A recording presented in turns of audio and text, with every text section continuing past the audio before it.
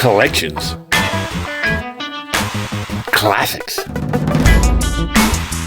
customs, restorations. This is Crossroads Speed Shop. Hey, welcome to the Crossroad Diecast Speed Shop. I'm Skip, and in this episode, we're going to be building my entry for the Diecast International Builders March 2024 Jeep build. Well, the crew's got the Jeep all taken apart, so let's take a look and see what we've got. All right, here we are in the shop, and got our Matchbox Jeep 4x4 all taken apart. I got all bottoms all drilled and tapped.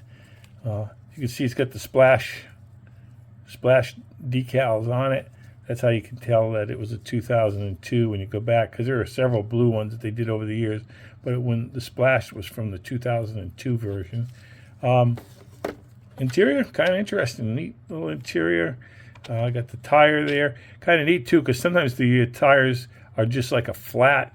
You talk about your pizza pan steering wheel. That doesn't have. That's got a good, nice steering wheel on it too, but it's just kind of a flat thing that looks like a tire, but this actually looks like a Matchbox tire in there.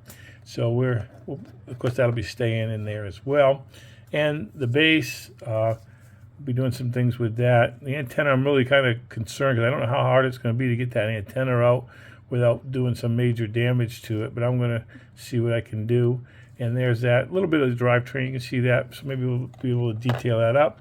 And roll cage, pretty cool looking little roll cage that's there, and we'll be working on that as well, so you can see that. And so we got all these pieces together. Let's move on. Okay, well, I'm getting ready to do my Jeep for the Diecast International Builders March 2024 Jeep build. I've decided what I'm going to do. I've got the Jeep all primed up, and it's ready to be for the regular paint. I'm going to use this opaque paint white from Createx, because with the theme I'm kind of going on, kind of like an all-American theme or whatever. I really want to put down a white base, so I've mixed it up in one of these little medicine cabinets with a little stir stick. The way you do that usually basically you pour in the paint first, and then you add about, I want to say I add about 25% of the high gloss UVLS clear on that, and then I usually take one of these pipettes for the 4011 reducer. That's better. You can get these other reducers out there that Createx makes, but the 4011 seems to do really well with all of the spectrum of their paints. So if you're using just the regular acrylic type paint, water-based paints that they have, or if you use their Candy 2.0s or whatever, that 4011 is a much better medium as far as thinning out your paint, and you get a really much better product. At least I think so, and this is my opinion. But use these pipettes, and I usually put after I put it on there's about 2.5 milligrams, I guess, of paint in there, and then I add about 4 of these little pipettes. You kind of get the feel of it after a while. You can tell, if it gets to be like almost like a milky, if it's too thick, you're going to know when you start stirring it stuff. But you kind of get a little milky, and you can kind of see how it's starting to drip off like that. And when you get to about that consistency, especially if you're using a 0.5 needle, that usually works really good and lays down. Again, do the same thing what you always do with painting. Even though you've already got some primer on there, I usually do a couple light mist coats, and then I do a couple of heavier saturation coats just to get the paint on there, and it comes out really well. And using this UVLS clear high gloss on that, one of the things I've found, it really gives that paint a shine already to begin with, even before you put your final clear coat on. So let's move on. Okay, I've been working on my Jeep for the Diecast International Builders Jeep build for the month of March. And so now I've been putting on the decals. I made my own decals. I used clear decal paper. I got an image off the internet, printed it and sized it to the size that I was going to need, and then printed it out onto the decal paper. A couple things I'll tell you about that. Use high quality. Don't use the standard ink mix, but use a high quality one, because it comes out much sharper, makes your image look really much better. And then what you do is you take and you hit that with some clear in a rattle can. I use triple glaze clear, and I believe it's either Rust-Oleum or Krylon based triple glaze clear, gloss clear. And basically you hit the image with a couple light coats first, and then you go over and do a couple of heavier coats. That way it seals ink in good. But if you put a heavy coat right on the beginning, you're going to notice your ink's going to kind of run. It's going to make your edges not as sharp, maybe even ruin the whole thing if you go too heavy. So I do that. And another hint I'll give you is make extra decals. It's not going to hurt to make a few extra images and do them and have them ready just in case, because sometimes they end up ripping or tearing, and you end up with problems. Then you have to go back and start all the way from the beginning. This way you've got them all ready. They're right there. So decal rips, you just go. And I put a eagle on the hood for that. It's kind of like a little bit of a patriotic type of a build anyways on this Jeep. Anyways, let's move on.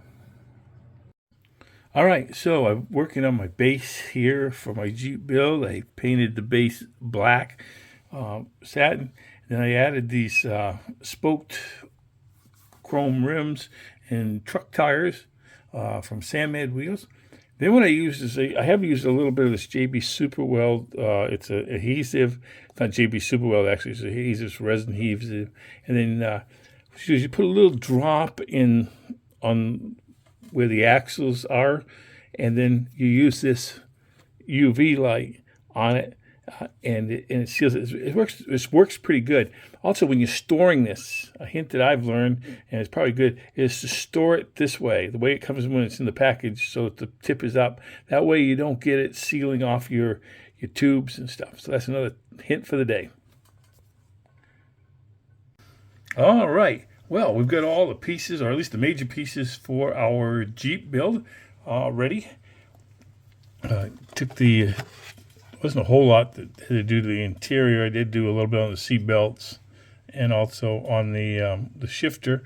Wasn't a whole lot there. The base was a little bit different. Again, that was a gray base, and painted it with satin black. Detailed out the exhaust pipes, put on these new Sandmed truck tires. Detailed up the taillights, and also painted the whip antenna.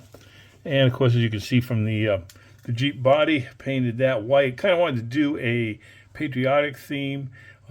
Along with it, I put some flag flames and an American Eagle onto the front, and so